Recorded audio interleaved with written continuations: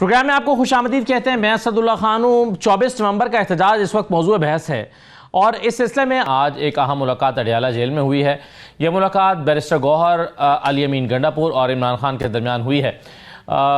ظاہر ہے اس پر باہر آنے والوں نے تو نہیں بتایا کہ کیا ہوا ہے. میں نے آج بیرسٹر گوہر سے میری ملاقات بھی ہوئی پارلیمنٹ میں، تو میں نے ان سے پوچھا بھی کہ آپ اس حوالے سے کچھ بتائیے، تو انہوں نے کہا کہ یہ تو سیکرٹ ہے، یہ تو نہیں بتا سکتے. تو ظاہر ہے پی ٹی آئی یہ تو نہیں بتا سکتی کہ کیا ہوا ہے، لیکن جو خبریں نکلی ہیں اس سے وہ یہ ہے کہ عمران خان نے اسٹیبلشمنٹ سے بات چیت کرنے کی اجازت دی ہے. لیکن کچھ دن پہلے آپ کو یاد ہوگا ایک گارڈین کی ایک سٹوری آئی تھی جس میں کہا گیا تھا کہ عمران خان تو بات چیت کرنا چاہتے ہیں لیکن اسٹیبلشمنٹ بات چیت نہیں کرنا چاہتی. اب عمران خان نے پہلے بھی ایک کمیٹی بنائی تھی اور اس میں کہا تھا انہوں نے کہ یہ وہ کمیٹی ہے، اس سے بات چیت کی جائے، لیکن دوسری طرف کوئی تیار نہیں تھا بات چیت کرنے کے لیے. تو آج پھر جب اجازت ملی ہے عمران خان کی طرف سے اپنے پارٹی لیڈرز کو کہ وہ بات چیت کر سکتے ہیں، تو کیا بات چیت کرنے کے لیے فریق دوئم تیار ہے؟ یہ ایک اہم سوال ہے. تبھی تو بات چیت ہو سکتی ہے. لیکن دوسری طرف ہمیں بتایا جا رہا ہے کہ نہیں کوئی خاص پیغام لے کر علی امین گنڈاپور گئے تھے. اگر کوئی پیغام لے کر گئے تھے تو پھر اس کا مطلب ہے کہ دوسرے فریق کی طرف سے بھی کچھ آمادگی تو بہرحال ہے. تو یہ بہرحال بہت ساری ایسی چیزیں ہیں جو جواب طلب ہیں. میں آپ کو سب سے پہلے فیصل وارڈا صاحب کو آج سنواتا ہوں. فیصل وارڈا صاحب نے کہا ہے کہ یہ پانی کا بلبلہ ہے اور کچھ بھی نہیں ہوگا. دیکھیے 24 نومبر کے احتجاج کے واسطے فیصل وارڈا کیا کہہ رہے ہیں. کو پانی کا بلبلہ جو بننے جا رہا ہے، کچھ بھی نہیں ہونا. اندر خانے ابھی بات ہو رہی ہے. گنڈاپور کس کا پیغام لے کے گیا ہے؟ پوری پی ٹی آئی کی قیادت کدھر ہے؟ پاکستانی جس حصے میں نظر آ رہی ہے سب کے پی کے میں بیٹھے. 25 سال پرانا آدمی اگر 5000 آدمی ہی لائے گا اس کو نکال دیں گے. کسی کی باپ کی جاگیر ہے نہ 24 کو رہائی ہو رہی ہے، نہ 24 کو مارکا پیش آ رہا ہے. آپ لوگوں کو خود ہی نیکسٹ 72 گھنٹے میں چیزیں خود ہی پتہ چل جائیں گی. اور جو آئے واش ہے 50 آدمی بھی کوئی ایم پی اے یا ایم اے نہیں لا سکے گا. پنجاب میں تو آپ بھول جائیں، پی ٹی آئی کے سارے ایم پی اے جو ہیں وہ پی ٹی آئی کے خلاف کھڑے ہوئے. دھرنے دیکھیں اس میں آپ نے کب دیکھا گنڈاپور صاحب آ گئے ہیں، چڑھائی ہو گئی ہے اور انہوں نے کفن باندھ لیا ہے. بھائی کفن نہیں تو سب پیروں میں پڑے ہوئے، سب کمپرومائزڈ ہیں اور ابھی بھی ڈائلاگ بازی ہو رہی ہے. پکنک ہے تو انجوائے کریں، نتھنگ ٹو وری. یہ خان صاحب کی آخری کال ہے، یہ پانی کا بلبل ہے. اب فیصل وارڈا صاحب کہہ رہے ہیں تو پیروں میں پڑے ہیں، یہ پیروں میں پڑے ہیں. اگر پیروں میں پڑے ہیں تو پھر کیا ہو رہا ہے؟ لیکن عظمیٰ بخاری بھی ایسی بات کر رہی ہیں. وہ کہتی ہیں کہ گنڈاپور صاحب جو ہیں وہ کس کا پیغام لے کر گئے تھے بتا دیں آپ، ورنہ ہم بتا دیں گے. عظمیٰ بخاری صاحبہ کو بھی سن لیجیے ذرا. آج گنڈاپور صاحب جو ہے وہ اڈیالہ بھی تشریف لے کے گئے تھے اور میڈیا سے بغیر بات کیے جو ہے وہ چلے گئے. کچھ تو ہے جس کی پردہ داری ہے، خود بتا دیں گے تو ٹھیک ہے، ورنہ ہم تو ہیں ہی ہیں آپ کو بتانے کے لیے کہ وہاں کیا باتیں ہوئی اور کس کس کا پیغام وہ لے کے گئے تھے اور کیا کیا گٹے گوڈے پکڑنے کے لیے جو ہے وہ پیغامات دے کے بھیجے گئے ہیں. اچھا، علیمہ خان صاحبہ جو ہیں انہوں نے بھی کچھ اسی قسم کی باتیں کی ہیں. وہ کہہ رہی ہیں کہ مذاکرات کے راستے تو کھلے رہتے ہیں، مذاکرات کے دروازے کھلے رہتے ہیں. کن نکات پر بات چیت ہونی ہے یہ امپورٹنٹ ہے. ذرا علیمہ خان صاحبہ کو بھی سن لیجئے. عمران خان نے یہ بھی بتایا کہ آج علی امین گنڈاپور بیرسٹر گوہر ان کے پاس آئے تھے. انہوں نے اجازت مانگی ہے کہ آپ ہمیں اجازت دیں کہ ہم مذاکرات کی شروعات کریں. عمران خان نے کہا کہ ہاں پولیٹیکل پارٹیز ہمیشہ دروازے کھلے رکھتی ہیں. انہوں نے جمعرات تک کا ٹائم دیا ہے. انہوں نے کہا کہ اگر مذاکرات میں سٹولن مینڈیٹ واپس کر دیتے ہیں تو پھر 24 تاریخ ہے وہ جشن میں تبدیل ہو جائے گا.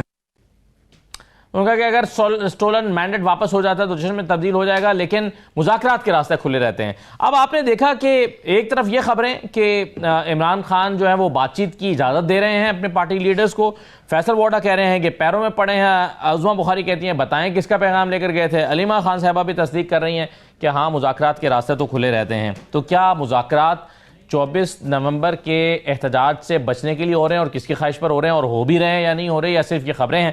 ان تمام چیزوں میں بات کریں گے. میرے ساتھ آج کے پروگرام میں حافظ احسان احمد صاحب موجود ہیں. حافظ صاحب خوش آمدید، آپ کو بہت شکریہ.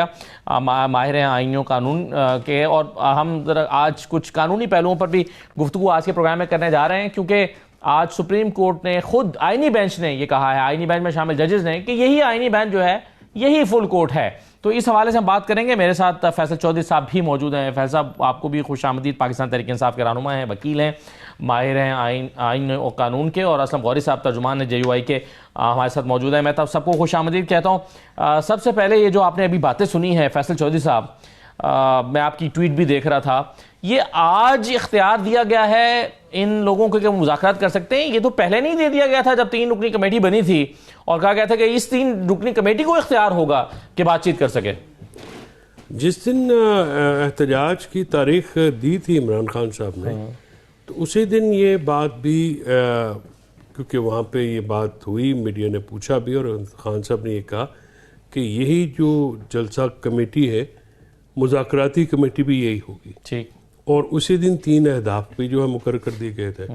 اور آج بیکاز میں اڈیالہ میں ہوتا ہوں، آج بھی میرے سامنے یہ گفتگو ہوئی تو وہ پھر میں جب باہر آیا وہاں پہ فون نہیں چلتے اڈیالہ کے پریمیسز میں، وہاں سے کوئی آگے پیچھے ہو کے فون، تو وہاں پھر مجھے اطلاع ملی کہ ایسی کوئی خبر چلی کہ جیسے خان صاحب نے جو مذاکرات کے لیے جو ہے وہ ایک دے دی ہے اجازت، تو اس میں انہوں نے یہ اجازت جو ہے وہ جو اہداف ہیں ان سے متعلق دی ہے، اور انہوں نے یہ کہا ہے کہ ایک سوال کے جواب میں انہوں نے یہ کہا تھا کہ اگر مذاکرات ہوتے ہیں تو اچھی بات ہے، مذاکرات سے تو کبھی انکار نہیں ہوتا، مذاکرات ہم نے پہلے بھی کیے تھے، تو سنگجانی میں جب انہوں نے جلسہ معطل کرایا اس کے بعد ہمارے بندوں کو پھر یہ پکڑ کے اندر دے دیا۔ لیکن علی امین گنڈا پور صاحب کی ملاقات کا ہونا یہ معنی خیز نہیں ہے، کیونکہ جب نہیں ملاقات ہونے دینی ہوتی تو پھر اسلام آباد ہائی کورٹ بھی کہتے تو نہیں ہوتی ملاقات، آپ تو جانتے ہیں ملاقات پھر نہیں ہوتی۔ علی امین گنڈا پور کی ملاقات جو کہ احتجاج کو لیڈ کر رہے ہیں اتنی آسانی سے کیسے ہو رہی ہے؟ نہیں حضور، علی امین گنڈا پور کی ملاقات کب نہیں ہوئی؟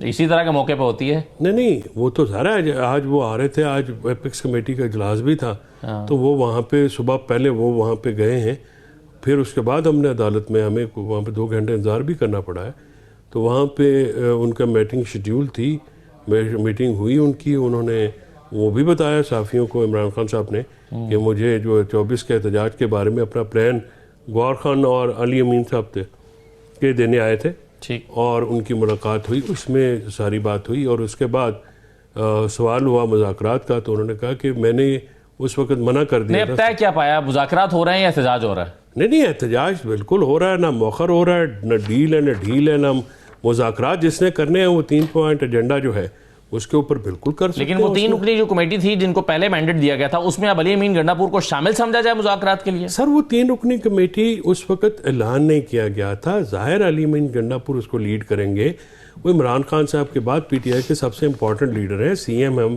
کے پی کے، ہی is the face of the party, وہ لیڈ کریں گے، اس کے ساتھ اور لوگ بھی شامل ہو جائیں گے، گوہر خان صاحب ہیں اور باقی جو لوگ وہ مناسب سمجھیں گے وہ شامل ہوں گے۔ ظاہر ہے 1 آدمی یا 2 آدمی جو پولیٹیکل جماعتیں ہیں وہ مذاکرات سے تو انکار کوئی بھی نہیں کرتا۔ مذاکرات تو اس وقت بھی کیے تھے جب آپ کو یاد ہو پی ڈی ایم کی حکومت ہو، تب بھی ایک ڈیلیگیشن پی ٹی آئی کا گیا تھا جس میں خان صاحب نے یہ کہا کہ اس وقت انہوں نے شرط لکھی کہ فائز عیسیٰ اور نواز شریف آئیں گے، تو ہم نے کہا کہ آئین کے مطابق الیکشن کرانا ہے یا شخصیات کی خواہش کے اوپر کرانے، تو تعطل کا شکار اس وقت وہ مذاکرات ہوئے، تو مذاکرات سے تو کبھی کوئی پارٹی انکار نہیں کرتی۔ چلیں بالکل صحیح ہے۔ اب یہ جو احتجاج ہونے جا رہا ہے اس میں حافظ صاحب میں یہ جو آج سرکاری ٹی وی نے بھی یہ ذرائع سے اس کو پوسٹ کیا ہوا ہے کہ 24 نومبر کی احتجاجی کال، وزارت داخلہ کا سخت ترین اقدامات کا فیصلہ، وفاقی دارالحکومت سمیت دیگر شہروں میں افغان مہاجرین کیمپوں کی جیو فینسنگ کا عمل شروع، یہ تو اچھی بات ہے۔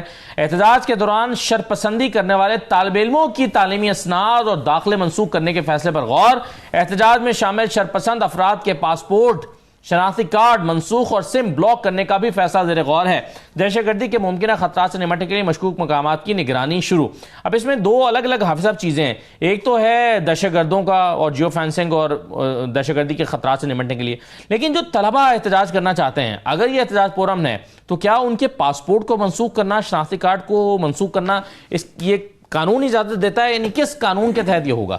بسم اللہ الرحمن الرحیم۔ اسد ایک تو یہ ہے کہ اگر احتجاج جو ہے وہ with in the limits of law رہتا ہے تو بالکل اس کے اوپر کوئی قدغن نہیں ہے اور اس کے اوپر کوئی ایکشن نہیں ہے۔ ٹھیک، اب اگر دیکھا جائے تو اسلام آباد کی حد تک جو ہے 2 لاز آپ کے موجود ہیں۔ صحیح ہے۔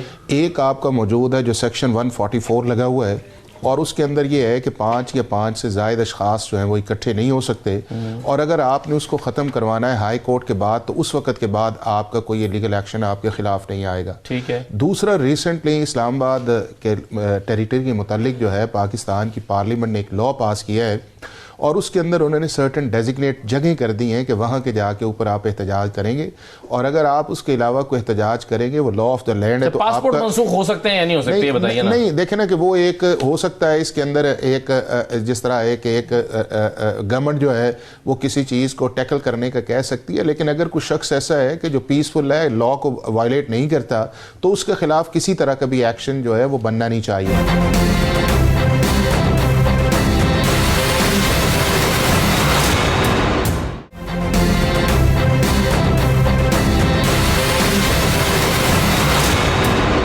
اگر کوئی پیسفل نہیں رہتا تو بھی قانون میں کہیں کوئی ایسی گنجائش یا کوئی شک ہے کہ پھر پاسپورٹ منسوخ ہو جائیں گے, شناختی کارڈ منسوخ ہو جائے گا, یا اس کے لیے اور سزائیں؟ نہیں, اس کے لیے تو دیکھیں نا کہ آپ کا پاسپورٹ کا یا نادرا کا یا جو بھی اس طرح کے آپ کے آئیڈینٹیفیکیشن ڈاکومنٹس ہیں وہ ریلیونٹ لاز جو ہیں ان کے نیچے ہی آئے گا. لیکن گورنمنٹ ایک سٹیٹمنٹ دیتی ہے اور جس طرح بہت ساری چیزیں, لیکن میں بنیادی طور پہ یہ ہے کہ جن 3 چیزوں کی طرف احتجاج کے لیے آیا جا رہا ہے, ایک آپ کی 26ویں آئینی ترمیم ہے, دوسرا آپ کا اس کے اندر یہ ہے کہ جی جو سٹولن مینڈیٹ پہ بات کی گئی ہے, اور تیسرا یہ ہے کہ جو پرزنرز ہیں جو ان کے ہیں.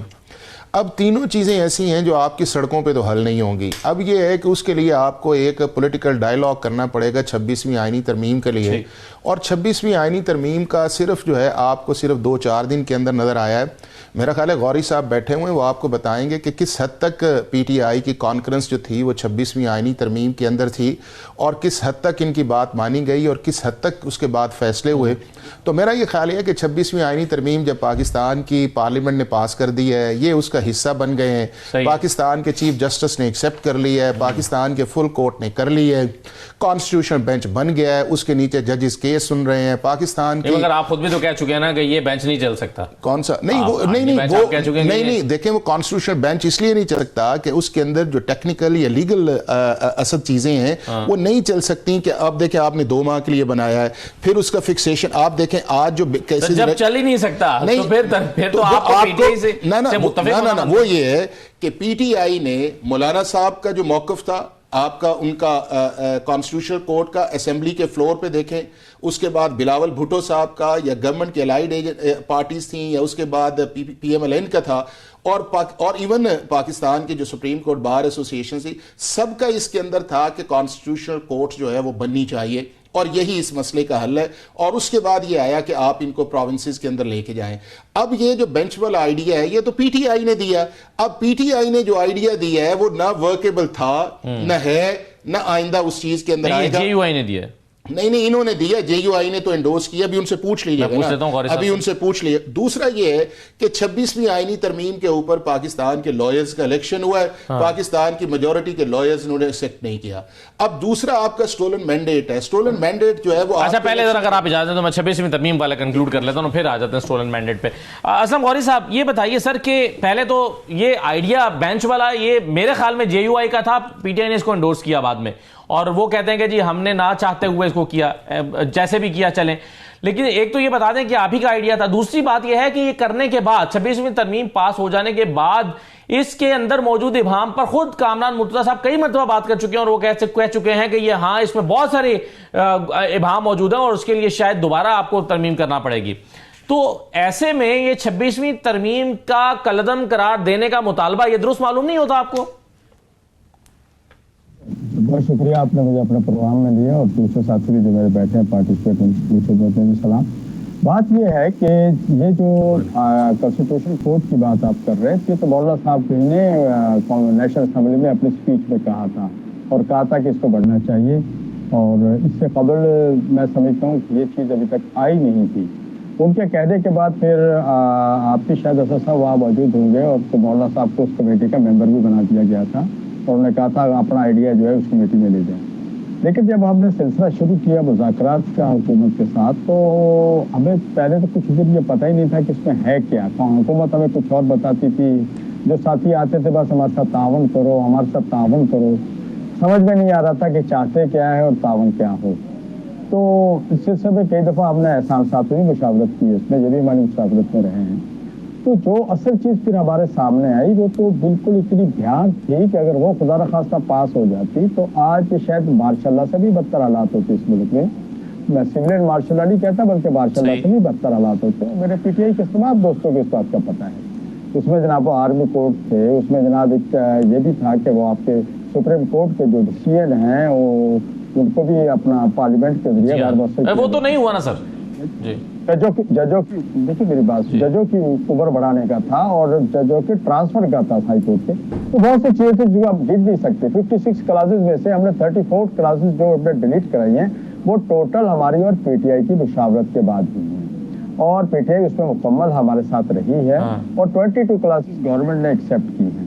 तो मैं ये अर्ज करना चाहूँगा कि आखिरी दिन भी पीटीआई जब हमारे पास से उठी है, पीटीआई को सिर्फ 2-3 चीज़ों पे था। एक तो ये अपना ये जो आईडी बेंच की आप बात कर रहे हैं, तो ये आईडी बेंच जो है पीटीआई की ख्वाहिश पे हुआ है, पीटीआई की तजवीज़ थी, उन्हीं के कहने पे हमने सब कुछ किया।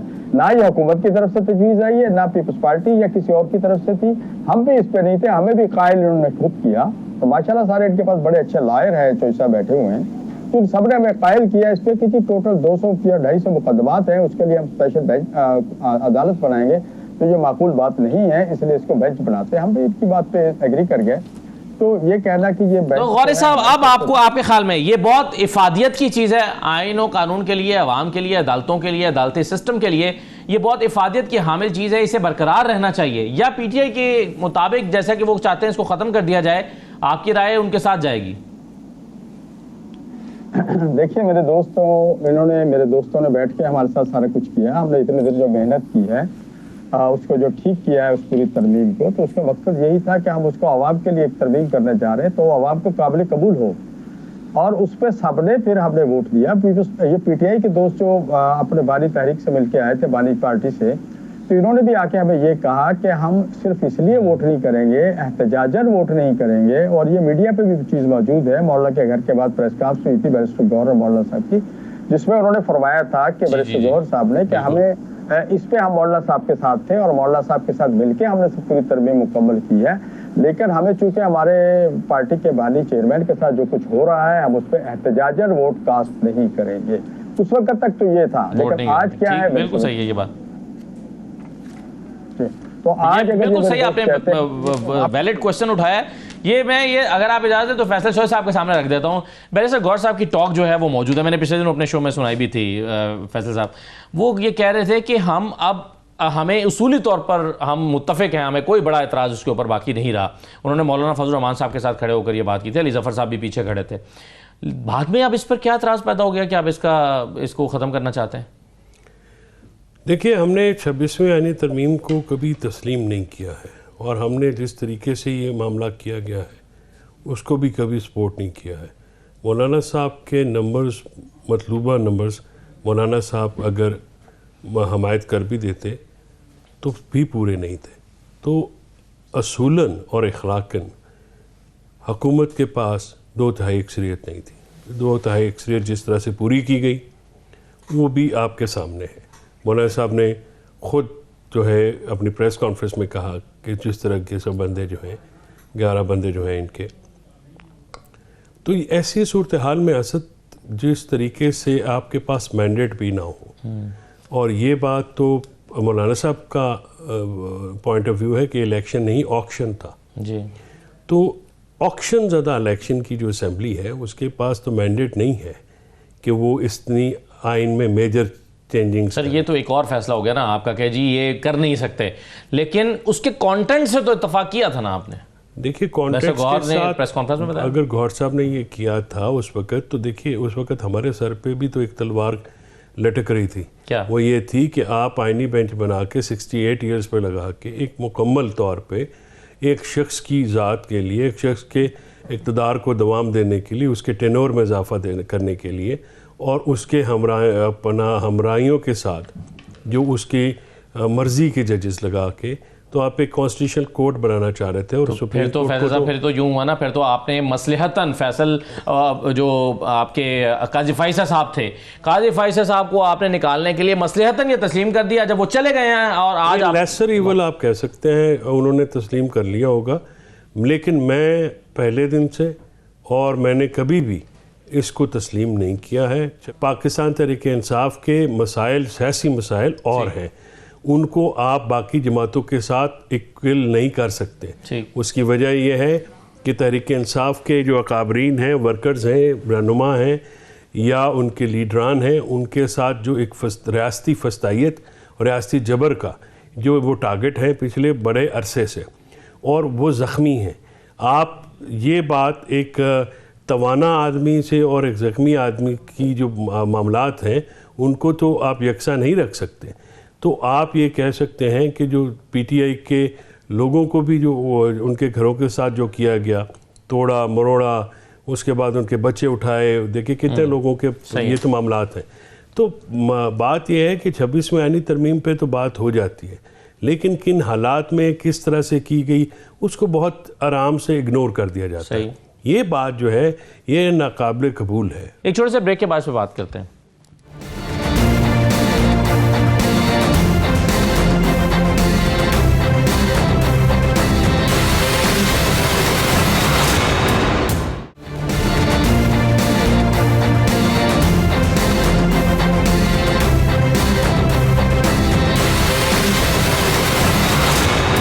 دوبارہ آپ کو خوش آمدید کہتے ہیں. حافظ صاحب، آپ نے فیصل چوہدری صاحب کی تفصیلی گفتگو سن لی ہے، انہیں اعتراضات کیا ہیں اس 26ویں ترمیم پہ، اور دوسرا چلیں آپ نے اس پر تو رائے دی تھی، لیکن دوسرا جو ہے وہ آپ کہہ رہے تھے کہ جو سیکنڈ ان کی ڈیمانڈ ہے پی ٹی آئی کی کہ مینڈیٹ کی واپسی ہو. مینڈیٹ کی واپسی کا صاف مطلب یہ ہے کہ پھر یہ حکومت تو نہیں رہے گی، تو حکومت کے لیے تو یہ ماننا ممکن نہیں ہے، لیکن عدالتوں کے ذریعے ہو سکتا ہے، لیکن عدالتوں میں ایک گوسلو ہوا ہے.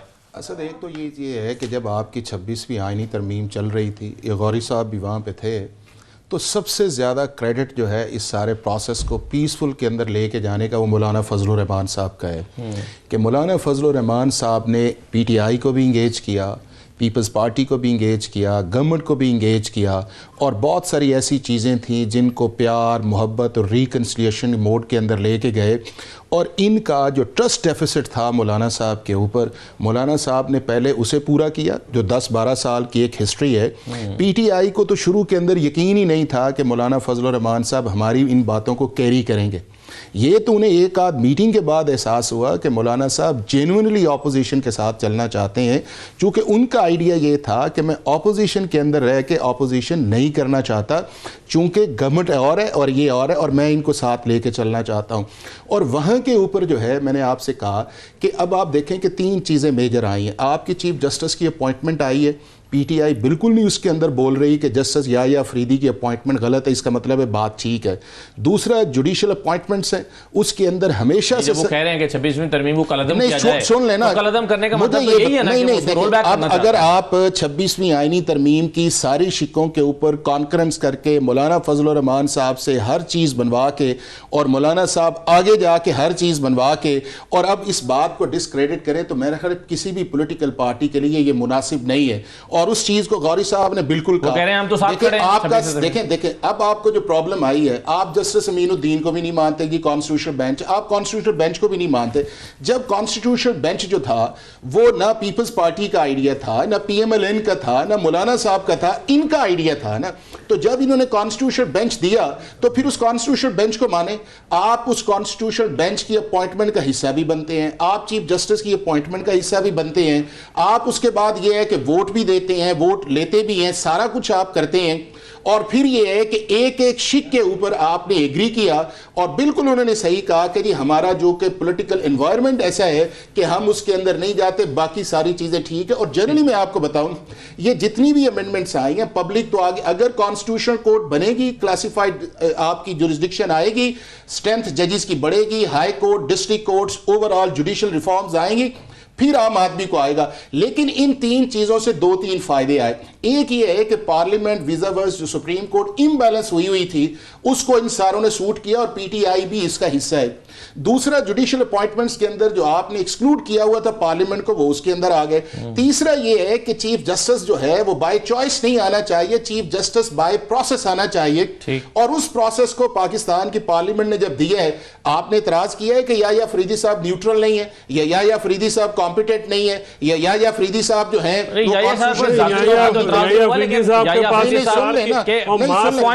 اصل یہ ہے کہ سارے پی ٹی آئی دی منی نے، میرا مطلب ہے کہ ہر چیز پی ٹی آئی کی بینچ مان لی ہے، باقی نہیں ماننا. مطلب اتنا میں اس کے صدقے نہ جاؤں، واری نہ جاؤں. ایک سیکنڈ، جب آپ نے یہ بھائی یحییٰ افریدی صاحب کے پاس اختیار کیا چھوڑا آپ نے؟ یہ وہ سپریم کورٹ چاہتے ہیں جو پاکستان کے آئین کے نیچے کام نہ کرے, جو وہ ٹرائبونلز کے حوالے سے فیصلہ تو دیکھیں نا, سپریم کورٹ نے دیا نا کہ جو سو موٹو استعمال کرے چھوٹے سے لے کے بڑا تک, پریئر سے باہر جائے, گراؤنڈ سے باہر جائے, اس چیز کے اندر جو ہے اس کے بعد وہ کرے جو ایکسیڈ آف اتھارٹی کرے.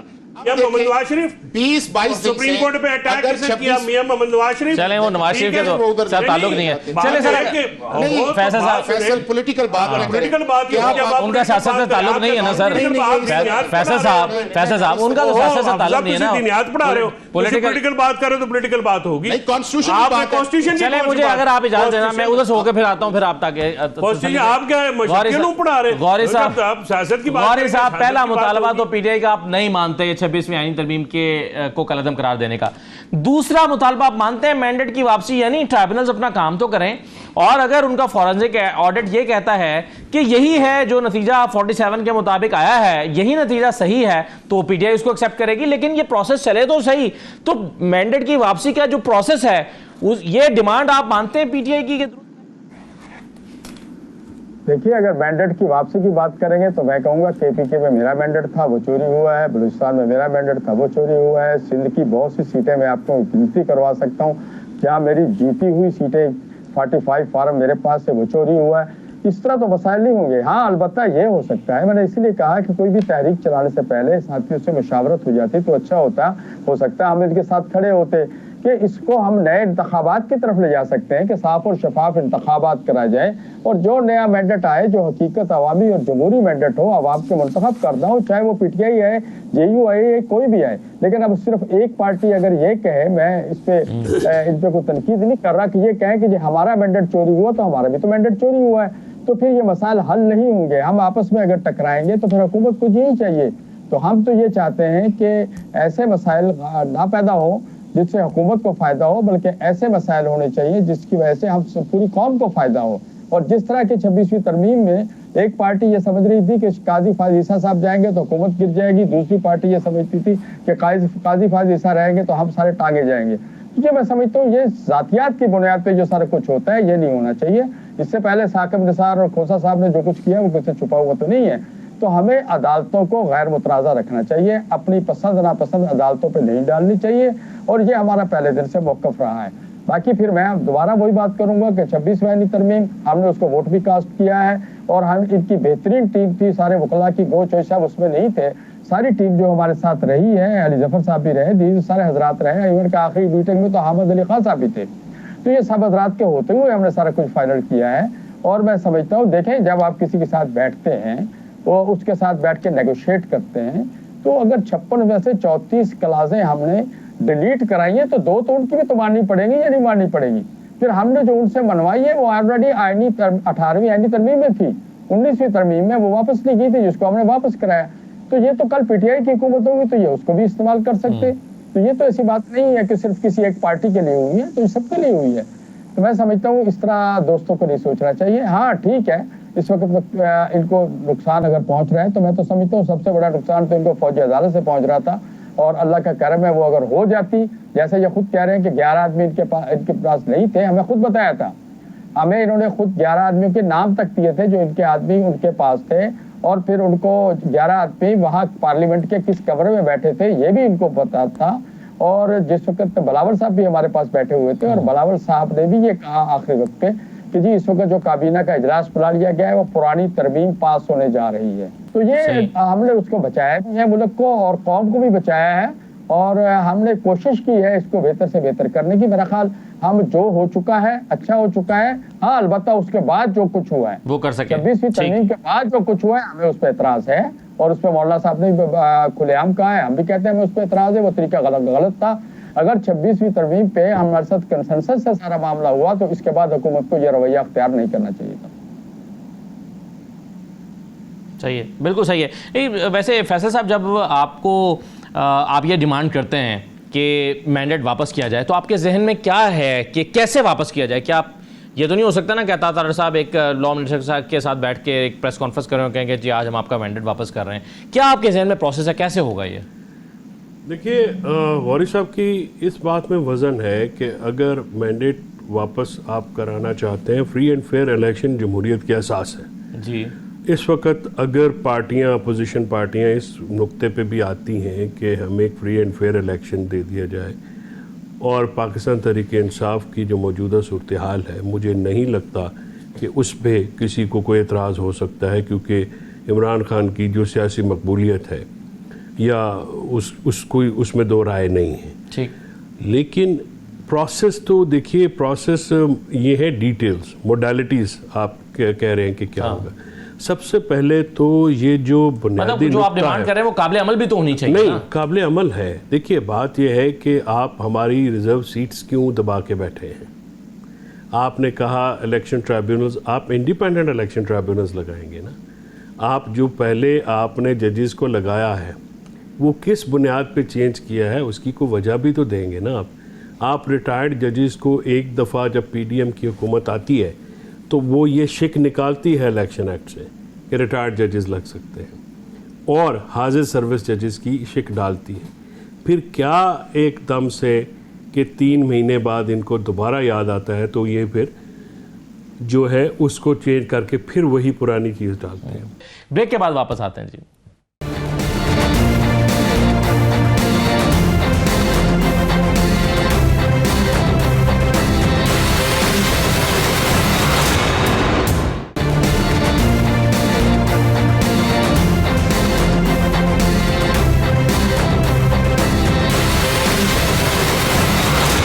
بریک کے بعد دوبارہ خوش آمدید کہتے ہیں. حافظ احسان صاحب، تیسرے نقطے پر تو آپ کو اختلاف ہو ہی نہیں سکتا کہ جن اسیران کا ٹرائل نہیں ہو رہا اور بغیر ٹرائل کے ان کو گرفتار رکھا گیا.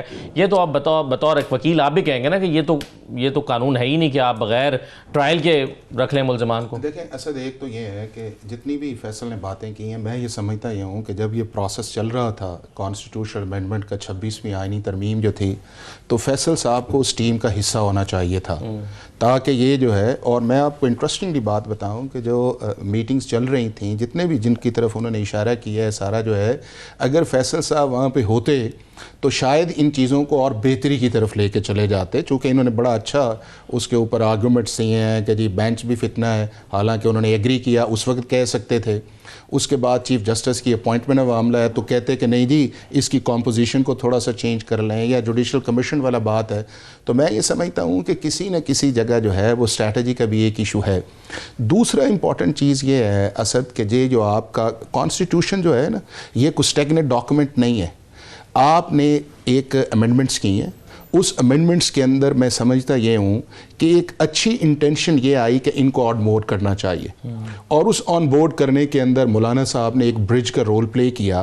اب یہ ہے کہ دوبارہ بھی کی جا سکتی ہے اگر اس کے اندر آپ سمجھتے ہیں کہ پرابلمز آ رہے ہیں، لیٹ سٹ ٹوگیدر اور ان کو ریزالو کر لیا جائے. جب پارلیمنٹ کا کام ہی یہی ہے. لیکن اس کے اندر یہ ہے کہ پروسیس کا حصہ بن کے اس کو پھر ڈسکریڈٹ کرنا، میرا خیال ہے کہ وہ پھر آرگومنٹ بائی نہیں کیا جاتا. اب دوسرا جو آپ نے سوال کیا ہے وہ یہ ہے کہ اسیران والا، ہاں بالکل مناسب ہے کہ جہاں کے اوپر ٹرائل ڈیلے کے اندر ہے ان کی بیلز آنی چاہیے. دوسرا یہ ہے کہ سپریم کورٹ آف پاکستان جو ہے جس نے بارہا اس پروسیس کو روکا ہے. ایک تو یہ ہے کہ پاکستان کی 50 سال کے اندر سپریم کورٹ کی ایک سیٹ پریسیڈنٹ تھے کہ سویلینز کو ملٹری ٹرائل کے اندر لایا جا سکتا ہے اگر وہ ایسپینیج آپ کا جو ہے سبوتاج کرتے ہیں، ملٹری انسٹالیشنز پہ جاتے ہیں یا نوٹیفائڈ ایریاز کے اندر جاتے ہیں، اور وہ آپ نے سارا دیکھا. سپریم کورٹ نے ان یوزول ہو کے آرٹیکل 184(3) کو انووک کیا اور اس کے بعد اٹارنی جنرل کی انڈر ٹیکنگ کے اوپر کہا کہ ان کے ٹرائل روک دیں. دنیا کے کسی ملک کے اندر نہیں ہے. اگر کسی کی ایویڈنس نہیں ہے، اور یہ ساری کی ساری فورینسک ایویڈنس ہیں یا جو آپ کے سامنے آئے گا، اگر یہاں پہ اگر سمجھتے ہیں کہ ڈنڈی ماری جائے گی تو آپ کے پاس، آپ کو پتہ ہے کہ ملٹری ٹرائل کے اندر 5 آپ کو فورم ہے. آپ کا ملٹری ٹرائل ہے، آرمی ایکٹ کے اندر اپیل ہے، آپ ہائی کورٹ کے اندر آ سکتے ہیں، آپ سپریم کورٹ کے اندر جا سکتے ہیں، آپ سپریم کورٹ کی ریویو کے اندر جا سکتے ہیں. سپریم کورٹ نے کیا کیا کہ اسے کہا کہ جی آپ ان کے ٹرائل روکیں اور آپ نے سزائیں نہیں دینی. جی یعنی کہ سزائیں نہ دینے کا یا اناؤنس نہ کرنے کا مطلب یہ ہے کہ آپ اس پروسیس کو ہالٹ کر رہے ہیں. اور یکدم آپ نے کیا کیا کہ کیس آپ کے پاس ان لوگوں کو تھا اور آپ نے اکتوبر کے اندر سارے لاز ہی سیٹ اسائیڈ کر دیے. اب جب اس کی سسپینشن ہو گئی دسمبر کے اندر آیا تو اس عدالت نے پھر کہا کہ نہیں جی آپ ان کے کیسز کی ججمنٹ نہ سنائیں. تو میں یہ سمجھتا ہوں کہ سپریم کورٹ کو ایک یہ فیصلہ بالکل جلدی بٹھانا چاہیے, کرنا چاہیے, اور ایک 21ویں آئینی ترمیم کے نیچے جو آپ کے ملٹری ٹرول ہوئے تھے اور پشاور ہائی کورٹ نے تقریباً 350 کیسز کا فیصلہ کیا تھا, سیٹ اسائیڈ کیے تھے, ان کی بھی اپیل سننی چاہیے. اور تیسرا جو امپورٹنٹ ہے وہ یہ ہے کہ اس ملک کے لارجر سسٹم کے لیے پولیٹیکل ڈائیلاگ کے اندر جایا جائے. اور ابھی ان کے لیے پھر یہ کہیں پولیٹیکل ڈائیلاگ کے اندر اگر کوئی جاتا ہے سب سے جو فیورٹ ہے ان کے لیے, وہ سب سے جو فیورٹ ہے وہ جے یو آئی یا مولانا فضل الرحمان صاحب ہی ہیں جو ان کے ساتھ بھی ہیں, ان کو کنونس بھی کر سکتے ہیں. اور اگر اس ایجیٹیشن کے اندر ان ساری چیزوں پہ آتے یا یہ جینوئنلی آتے تو اس کے اندر بالکل یا آپ کو فریش الیکشن کروانے پڑیں گے یا اسی آئینی ترمیم کے اندر کہتے ہیں کہ ٹریبیونلز انڈیپینڈنٹ کر لیں. لیکن کسی نہ کسی جگہ آپ یہ کہیں کہ ہوں پولیٹیکل پارٹی, آپ پولیٹیکل ڈائیلاگ کی در نہ جائے اور آپ کہیں کہ ہم نے تو اسٹیبلشمنٹ سے بات کرنی ہے. تو اسٹیبلشمنٹ جو ہے یہاں تو مان لینا کہ پاکستان کی جو اسٹیبلشمنٹ جو ہے وہ کانسٹیٹیوشن کے اندر لکھا ہوا ہے کہ جی وہ گورنمنٹ کے اوپر ہے, ٹھیک. اگر نہیں ہے تو پھر آپ کو ان سے کریں, ان سے کریں گے تو آپ ان کی طرف کل ہمایوں مومن صاحب تھے ہمارے شو میں, وہ کہتے ہیں کہ جب میرا مینڈیٹ چوری ہوا ہے تو میں چور سے کیسے بات کروں, میں تو پولیس سے بات کروں گا. تو وہ پولیس سے یہی وہ نیگیٹیوٹی ہے اسد, یہ جو سوشل میڈیا نیگیٹیوی, یہ اسٹیٹمنٹ, یہ زبان جو ہے یہ اس سارے پولیٹیکل کرائسس صحیح ہے. لیکن ایک راستہ تھا پی ڈی آئی کے پاس کہ وہ کم از کم اس معاملے پر جے یو آئی کو ساتھ میں لاتی اور ایک پیس پروسیس کا یا ایک ڈائیلاگ پروسیس کا آغاز کر سکتے تھے. لیکن غوری صاحب کیا یہ ڈیمانڈ سیٹ کرتے ہوئے یا اپنے احتجاج کے اس ڈیٹ کا اناؤنس کرتا ہے, ڈیٹ تو خیر عمران خان صاحب نے خود اناؤنس کی, پارٹی کو بھی پتہ نہیں تھا, لیکن کسی بھی سطح پر جے یو آئی کے ساتھ کوئی مذاکرات, کوئی بات چیت, کوئی اعتماد میں لینا, کوئی پروسیس ہوا ہے؟ جی نہیں, آج تک اس وقت تک کوئی کسی قسم کا کوئی ہمیں اعتماد میں نہیں لیا گیا, نہ مشورہ کیا گیا, نہ یہ کہا گیا کہ ہمارا کس مقاصد کے لیے ہم یہ سب کچھ کر رہے ہیں. میں ایک بات تھوڑا سا اس پہ کہنا چاہوں گا, میرے بھائی بیٹھے ہوئے فیصل چوہدری صاحب, کہ علی امین صاحب کا جو رویہ ہے اور جس طرح وہ کہتے ہیں کہ ڈو اینڈ ڈائی اور مر جائیں گے اور سب مرنا ہے, کفن لے کے چلو, اور وہاں اس طرح لگ رہا ہے ایک وہ وزیر اعلیٰ ہے. دیکھیں جو سی ایم ہوتا ہے, وزیر اعلیٰ ہوتا ہے, گورنر ہوتا ہے, وہ پورے صوبے کے عوام کا ہوتا ہے, کسی پارٹی کا نہیں ہوتا ہے. اور یہ ہم نے تو زندگی میں یہی دیکھا ہے کہ جو وزیر ہوتا ہے, جو وزیر اعلیٰ ہوتا ہے, وہ اس کے پاس ہم ہر اپوزیشن بھی جاتی ہے اپنے کام اور معاملات کے لیے. لیکن علی امین صاحب کا رویہ, جب پارٹی اتنی بڑی پارٹی ہے اور اتنی بڑی قیادت ہے آپ کے پاس, ہمارے تو ملاقاتیں رہی ہیں اور بڑے بڑے ذہین اور سمجھدار فیصل صاحب جیسے لوگ بیٹھے ہوئے ہیں اس میں, تو پھر علی امین کو وزیر اعلیٰ رہنا چاہیے. اس کو اس طرح سے تاثر نہیں ملنا چاہیے کہ ایک صوبہ ملک سے بغاوت کر رہا ہے یا ایک صوبہ دوسرے صوبے پہ یا مرکز پہ حملہ آور ہو رہا ہے. میں سمجھتا ہوں یہ وہ بنیادی چیزیں جس کو ہمیں دیکھنا ہوگا. ہمیں اپنے مطالبات کے لیے ہمیں جمہوریت کو داؤ پہ نہیں لگانا ہوگا, اور اگر ایسا ہی ہوگا جمہوریت کو ہم داؤ پہ لگائیں گے تو پھر تو فوجی عدالتوں کے لیے لڑے کیوں ہم لوگ, پھر تو ان کو آنے دیتے. تو میں سمجھتا ہوں کہ یہ کچھ تھوڑا سا ان کا بابی مشاورت کا بھی فقدان ہے, چونکہ خان صاحب کے پاس جو لوگ حضرات جاتے ہیں وہ انڈیویجول جاتے ہیں اور اجازت بھی ان کو ٹیم کی نہیں ہوتی. ایک ساتھی جاتا ہے وہ اپنی مرضی کی مشاورت شاید دیتا ہے اور دوسرا اپنا, تو پھر اس طرح جو اندر بیٹھا ہے آدمی اس کو باہر کی صورتحال کا پورا اندازہ بھی نہیں ہوتا. تو اس وقت جو صورتحال پی ٹی آئی کے جو لوگ ہم سے رابطے میں رہے ہیں وہ بھی مقبصے میں ہیں اور وہ بھی ہم سے ابھی تک رابطہ کرتے ہوئے کترا رہے ہیں, اور اب تک انہوں نے ہم سے کسی قسم کا رابطہ نہیں کیا اور صورتحال ہم سے آج تک ڈسکس نہیں ہوئی ہے. میں سمجھتا ہوں اس پہ غور و خوض پارٹی کو کرنا چاہیے بیٹھ کے, اور خان صاحب کو صحیح صورتحال بتانی چاہیے, اور پولیٹیکل ڈائیلاگ ہونے چاہیے. سیاسی جماعت ڈائیلاگ کے سے ہی چلتی ہے, اور اگر آپ ڈائیلاگ نہیں کریں گے تو روڈوں پہ آنے سے, یہ سب کچھ کرنے سے, وہ پہلے والے دھرنے, پہلے والا دور آج نہیں ہے حضور, وہ دور میں کرنا تو مذاکرات ہی پڑیں گے. جی کرنا آخر مذاکرات, بڑی سے بڑی جنگ ہو, بڑی سے بڑی لڑائی ہو, آخر مذاکرات. بالکل صحیح ہے.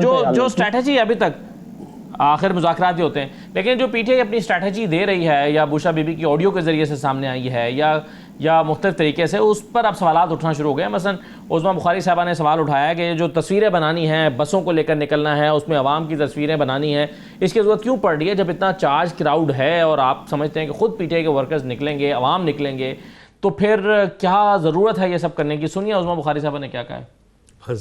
ایک طرف وہ کہہ رہے ہیں کہ جی لوگوں نے خود نکلنا ہے، لوگ بڑے چارج ہیں، خان کی لبیک کہہ رہے ہیں، لوگ نکل رہے ہیں. دوسری طرف کہہ رہے ہیں لوگوں کو بار بار کے گاڑیوں میں لاؤ اور ساتھ ویڈیو بھی بنا کے لانا. اگر لوگ خود نکل رہے ہیں تو پھر ویڈیو بنانے کی ضرورت نہیں. انہوں نے کہا ہم سرپرائز دینے جا رہے ہیں، ہم کچھ نیا کرنے جا رہے ہیں. سوال یہ ہے کہ اسلحہ لے کے تو آپ پچھلی دفعہ آ گئے تھے، آنسو گیس شیل بھی آپ نے چلائے تھے، اس دفعہ نیا کیا ہوگا؟ یہ سب تو آپ کر چکے ہیں. ان کا جو اب نیا ہے وہ نیا صرف قتل جو ہے وہ کرانے اور دہشت گردی کرنا ہی ایک نئی چیز ہے. یہ جہاد کرنے آ رہے ہیں. ایک بات بڑی کیٹیگوریکلی ان کو پتہ ہونی چاہیے، ریاست کے خلاف جہاد نہیں ہو سکتا، اور جو ریاست کے خلاف جہاد کرتا ہے کا انجام پھر ریاست جو ہے، ریاست سے نہ بڑا کوئی ہوتا ہے نہ ہو سکتا. فیصل صاحب، ریاست کے خلاف جہاد ہو سکتا ہے؟ دیکھیے یہ تو ان کی اختراع ہے نا. نہیں، جہاد کے نارے لگے ہیں، جہاد کے نارے لگے ہیں کے پی ہاؤس میں. تو جہاد جو ہے وہ تو جہاد بالکوشش بھی ہوتا ہے، بالکلمہ بھی ہوتا ہے. جہاد کا مطلب ہی کوشش کرنا ہے. جہاد کا مطلب بھی یہ ہے. اب یہ کیوں خوف زدہ ہیں، یہ کیوں خشک پتوں کی طرح لرزنا شروع ہو جاتے ہیں؟ جیل کے اندر سے کال آتی ہے تو یہ گھبرا جاتے ہیں. بہت شکریہ اعظم گوئی صاحب، بہت شکریہ پروگرام میں شرکت کرنے کے لیے. اجازت دیجیے، اللہ حافظ.